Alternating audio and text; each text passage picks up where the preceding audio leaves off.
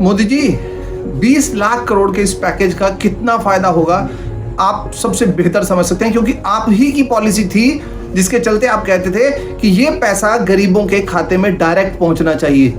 क्या ऐसा हो सका? नहीं। वंदे मातरम साथियों, आज हम कोरोना महामारी से लड़ते हुए जो एक वैश्विक एक आपदा बन गई है, आज हम इसके चौथे दौर में पहुंच चुके हैं।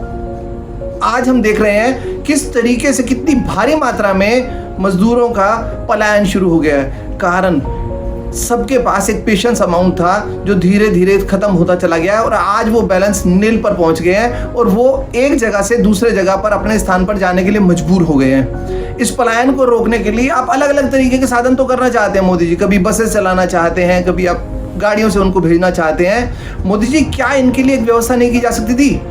क्या 5 लाख करोड़ रुपया एक रिजर्व रखकर ऐसे लोग जिनके पास कोई खाने पीने का अरेंजमेंट नहीं है, पैसे नहीं है, उनके पास अगर पैसे पहुंचा दिए जाएं तो ये पलायन पर सोचेंगे ही नहीं, उन्होंने गांव में जाना ही नहीं। इनको क्यों जाना है? क्योंकि ये जब लॉकडाउन खत्म होगा तो अल्टीमेटली आना तो इनको वापस उसी स्थान पर है। इसलिए अगर आप चाहते हैं कि ये इसी स्थान पर बने रहें तो उसके लिए आपको पैसा सीधा इनके खाते में देना चाहिए, जिससे कि ये फायदा हो सके इनको और अगले 2 महीने तक ये अपने परिवार का सर्वाइव रुक सके।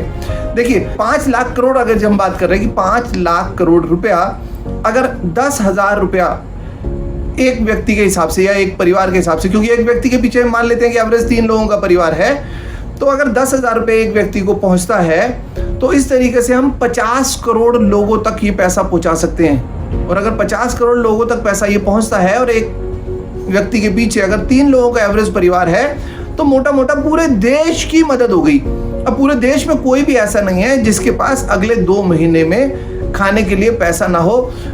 इनमें हम अगर एक वर्ग निकालना चाहें जो भिखारी वर्ग है, जिनके पास ये सब कार्ड नहीं है, जिनके पास आधार नहीं है, बैंक अकाउंट नहीं है, वो हो सकते हैं। लेकिन बहुत बड़ी गिनती जो मजदूर अपने परिवारों को साथ लेकर कहीं बैठे हुए हैं, उनकी जो गिनती है वो अपने स्थान पर बैठ सकते हैं। राज्यों के सिर पर आपने जैसे छोड़ा, राज्यों ने अपने स्तर पर काम करना शुरू कर दिया। हमारे केजरीवाल साहब ने सबसे निवेदन करना शुरू कर दिया, बताओ जी क्या किया जाए? मॉल खोल दिया जाए, मेट्रो चला दी जाए, बसेस चला दिए जाएं, क्या किया जाए? लोगों ने अपनी सलाहें भेजी और उसके बाद में उन्होंने डिसाइड किया कि ठीक है, आप इस तरीके से कुछ करना चाहते हैं। नहीं साहब, ऐसे सलाह की ज़रूरत नहीं है। केजरीवाल साहब, हमें इस सलाह की ज़रूरत नहीं है। आप बिल्कुल सलाह ना लें, आप वो सलाह लें जिससे देश चल सके, जिससे राज्य चल सके, जिससे यहाँ के लोग सुरक्षित रह सकें। जिस दिन आपने पब्लिक ट्रांसपोर्ट ओपन कर दिया, आप 20 लोगों को बिठाकर अगर एक बस को चलाने की बात करते हैं तो ये संभव ही नहीं हो पाएगा। एक छोटा सा एग्जांपल आपको बताता हूं। अगर बस उत्तम नगर से चलती है, जिसको बस अड्डे तक जाना है, ISBT तक जाना है, और अगर उसमें 20 सवारियां सिर्फ उत्तम नगर से बैठ गई तो बीच वाले पूरे जो बस स्टॉप है उनका क्या होगा? वहां से एक भी सवारी नहीं ली जाएगी। तो उस बस का फायदा क्या है? अगर आप करना ही चाहते हैं तो निजी वाहन को सबसे पहले खोलिए। जिनके पास निजी वाहन है वो अपने काम पर जाना चाहते हैं तो वो जाएं। तो कम से कम वो जो पब्लिक जो एरियाज हैं, उस पब्लिक एरियाज के अंदर वो एक दूसरे के संपर्क में आने से बचेंगे। ऑफिस प्लेस के अंदर वो सोशल डिस्टेंसिंग का इस्तेमाल करें। तो छोटी छोटी चीज़ों के लिए केजरीवाल साहब, आप हमारे पर डिपेंड मत होइए, आप अपने निर्णय लीजिए। जैसे आपने एक निर्णय लिया था कि पेट्रोल के ऊपर में 1 रुपया बढ़ा दिया, डीजल के ऊपर में 7 रुपये बढ़ा दिया, वो आपका निर्णय था।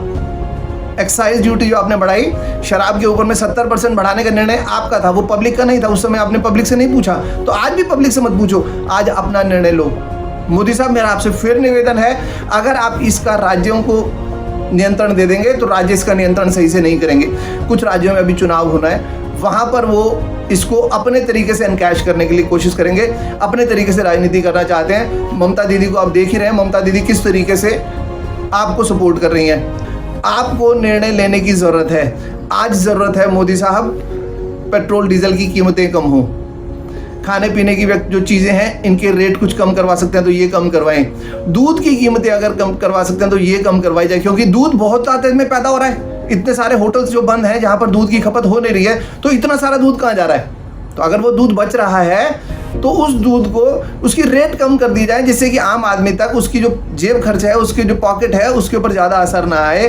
खाने पीने की चीज़ों को, सब्जियों को, इनको एक नियमित स्तर पर, लिमिटेड लेवल पर इनकी कीमतों को लाया जाए। हमें बहुत अच्छे से याद आते हैं आज बाबा रामदेव जी जो 2013 में जिक्र किया करते थे कि 35 रुपये में पेट्रोल मिलेगा, चीज़ें सस्ती हो जाएंगी, बहुत सस्ती हो जाएंगी। तो हमें ज़रूरत है, आज हमें ज़रूरत है 2013 के नरेंद्र मोदी जी की, 2013 के केजरीवाल जी की और 2013 के बाबा रामदेव जी की, कि आज उनके पास मौका है, वो आए सामने और अपनी बातों को सत्य लागू करें। ये जो लोग इतने भटक रहे हैं, जो लोग जा रहे हैं, इनके पैरों पर छाले, रास्ते में इनके साथ जो हादसे हो रहे हैं, खाने के लिए पैसे नहीं है, ट्रेन से कटकर मर रहे हैं, बसों में एक्सीडेंट हो रहे हैं, इनके भूख से मर रहे हैं, आत्महत्या कर रहे हैं। भयावह तस्वीर है मोदी साहब। अगर इनको रोक सकते हो तो आपका वाला फॉर्मूला काम आएगा, पैसा सीधा इनके खाते में भिजवा दिया जाए। ऐसा करेंगे तो ये हो जाएगा, अन्यथा राजनीति सभी कर रहे थे, सभी कर रहे हैं और सभी करते आएंगे। तो कोई भी राजनीतिक पार्टी देश की बात सोचने को तैयार नहीं है, सब स्वहित की बात सोच रहे हैं, सब अपनी पार्टी की बात सोच रहे हैं। सोचें, लेकिन एक बार इस देश की जनता को बचा ले जाए मोदी जी। अगर ये देश की जनता बच जाएगी और चाइना से कंपनीज माइग्रेट होकर इंडिया में आ जाएंगी, तो उसके लिए हमारा ये हेड काउंट ही काम आएगा। हमारी ये जो लेबर फोर्स है, जो हमारे पास जो जनसंख्या है, यही हमारे काम आएगी। इसी जनसंख्या को लेकर हम चाइना को रिप्लेस कर सकते हैं। पूरे विश्व के पास अगर दूसरा कोई ऑप्शन है चाइना के अलावा तो वो हिंदुस्तान है, लेकिन ये तब होगा जब हमारे लोग बचेंगे। मोदी जी एक बार फिर से ध्यान दें, अपनी पॉलिसी पे कायम हो जाए, इसको राज्य पर ना छोड़ा जाए। ये वैश्विक महामारी है और इसको एक राष्ट्र और एक नीति के आधार पर तय किया जाए। वंदे मातरम। जय हिंद, जय भारत।